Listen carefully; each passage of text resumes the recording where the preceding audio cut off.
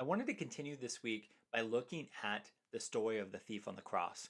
I believe it is super relevant to how you should think about digital ministry, both in conceptually what you think is possible and also what you should do to kind of limit and kind of think about your face to face approach. And so I want to look at the story, and I'm going to be looking at Luke 23. It's also talked about in Mark 15 and Matthew 27. So we know it's an important story or moment because it's brought up in three of the four Gospels. But in Luke chapter 23, starting at verse 39, Jesus is being crucified. He is on the cross.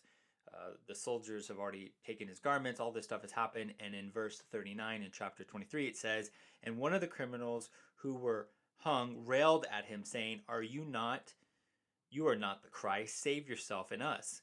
And the others rebuked him, saying, "Do not fear God, since you are under the same sentence of condemnation.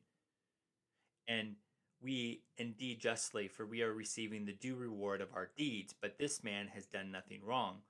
And he said, "Jesus, remember me when you come into your kingdom."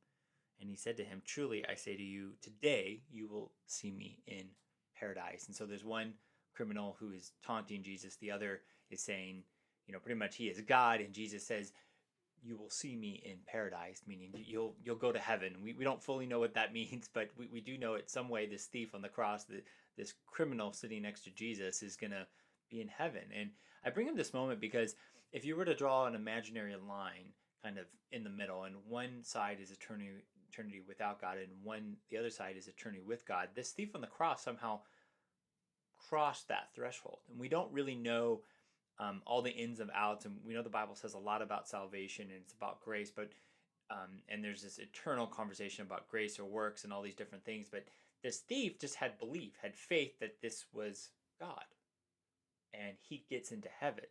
Now, the flip side of this is that does not mean that we should thrive and spend our whole life to be the thief on the cross. The thief on the cross is the minimal expression. We know what is possible to get into heaven. It's really just faith. But it doesn't mean we don't faithfully serve God in our works. It's not an either or type of approach, because following Jesus is a takeover. It's just not one day a week type of life. And so when we see the story of the thief on the cross, sometimes we can belittle. We go, "Oh, wow, we can just do whatever we want and we get into heaven." No, that's not the point of the story. The point of the story is to show ultimately it's just faith. We can't do anything to get in heaven. It's Jesus has done it on the cross, literally at that moment.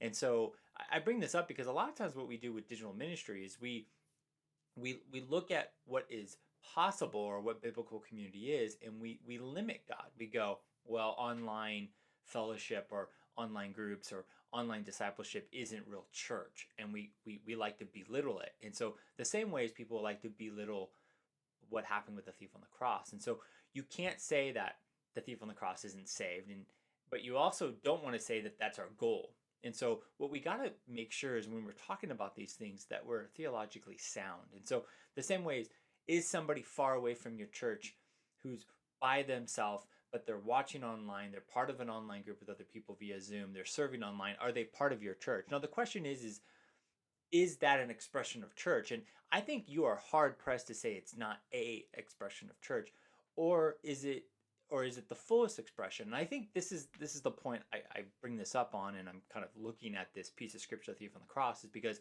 God is doing all sorts of things around the world and throughout time. I think about missionary work. I think people coming to Jesus before ever having a missionary on soil. I mean, God does miraculous things and is doing things right now through digital ministries all around the world.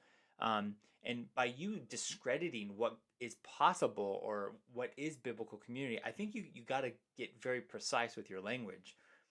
You or me, when we say, well, that's not what church is, what we're saying is that isn't the fullest expression. You would never want to live your life and just meet the goals of the thief on the cross. You would want to live a life like Paul, or obviously like Jesus. But that also, you can't look at the thief on the cross and say he's not with God. And so with online community, I want to encourage you is to be very clear about what you're trying to do and honor. Like I know people that engage with my online community that are in situations where they can't leave their home because of either security issues or abuse issues, and to say them by themselves engaging with their online community, they're not part of our church, I think is small-minded. It's short-sighted and it's not biblical. But I also think that doesn't mean that ultimately I don't want them to engage in person down the road. I also know that they can't at this moment. And so be very clear is that I think online church is church. Now, can it be the fullest expression of what's possible? No. I think the fullest expression of church is face to face, but I also don't want to be short sighted. See, as humans, we like to draw lines. We like to be very clear and precise, which we should. Um, this is our job, but I think of the moment with Matthew 19 when Jesus is asked about divorce, and he's asked like, is divorce allowed? And the Pharisees are throwing out like, well, Moses allowed it, and essentially Jesus very correctly kind of points out, well, the only reason why Moses gave a process for divorce to happen was because people were doing it. The people of God were already doing it, and it was ruining people's lives, specifically women's lives, because they were now divorced and they didn't have any ways to support themselves. And so Jesus in Matthew 19 importantly corrects, it doesn't mean that divorce is okay, but if it's going to happen, let's be aware. And so what had happened over hundreds and thousands of years since that moment in the Torah, the Pharisees and all these people had driven up all these rules and regulations around divorce, and Jesus just says like, no, divorce is not okay, but if it's gonna happen, do it this right way, not to ruin a bunch of people's lives. And so we had drawn up all these lines because this is what we do as humans. We want to know the exact. We're like we're writing law. We want to be super precise, but don't get wrapped up in that.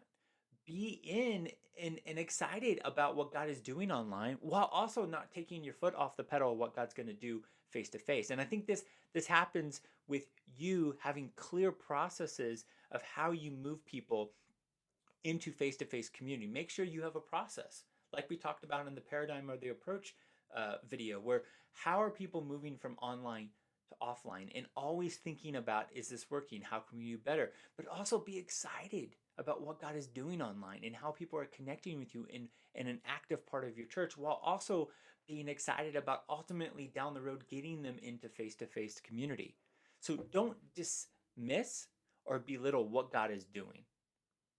Be excited about that, but also always be driving people to face-to-face community down the road, and be aware people are on a journey. Again, we like to say either or, we like to say 100% this, that. And I think in this digital moment, there's a lot of new things happening, the new ways to connect.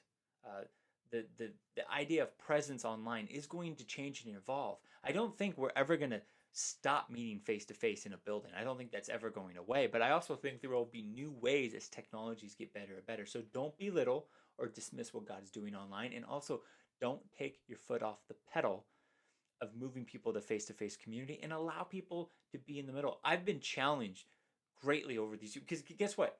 I live in a time and a place that I could just go to a church in person. Like, I have that luxury. There's a lot of people in the world that don't have your luxury. And so you're trying to say, that's not church. This is church. And I just want to say, like, I want to challenge you a bit. Yes, it might not be the fullest expression of what biblical church is, just the way the thief on the cross isn't the fullest expression of what a life of following Jesus looks like. But you can't look at the thief on the cross and go, he's not saved. And you can't look at people connecting digitally and go, they're not part of the church. And so be precise in your language. Think about this while also not taking your foot off of meeting face to face, because God's doing crazy things online, and he will continue. This will get even more interesting as the technology gets better. And so in the next video, I'm going to talk about the 4 pillars of what online ministry looks like. There are actually things to do to actually make it look like real church. It's not just streaming, it's much more than that. So again, like throughout this entire series, please watch the previous videos. If you got any questions or concerns or things you want me to cover, or maybe you disagree with something I just said, drop it down below in the comments. I am following along with that. Thank you so much for following along with this digital church series that I'm doing. And I would love to hear your feedback. What are some things you want me to cover throughout this series? And I'll make sure I'll include that.